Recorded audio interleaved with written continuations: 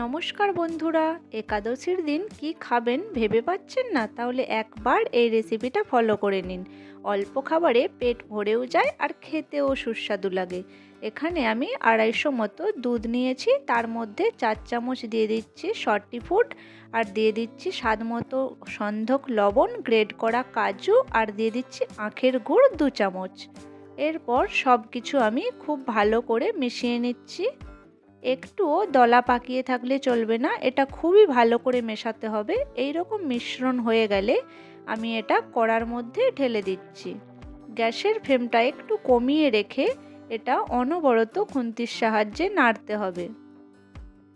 এটা কিন্তু থেমে গেলে চলবে না, নাড়তে থাকতে হবে। নাড়তে নাড়তে এই রকম ঘন হয়ে আসবে। আরও বেশ কিছুক্ষণ এটা নাড়িয়ে নিয়ে আমি থালার মধ্যে ঢেলে দিচ্ছি।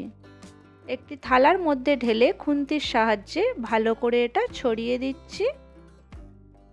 ছড়িয়ে দিয়ে এটা রেস্টে রেখে দিচ্ছি 30 মিনিট মতো। আর 30 মিনিট পর আমি ছুরির সাহায্যে বরফির শেপে কেটে নিচ্ছি। আপনারা আপনাদের মতো যে কোনো শেপে কাটতে পারেন।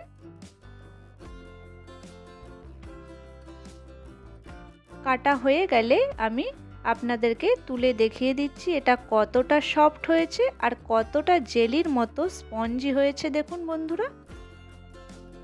এরপর আমি এটা সার্ভ করে দিচ্ছি। ভালো লেগে থাকলে অবশ্যই কমেন্টের মাধ্যমে জানাবেন। টাটা।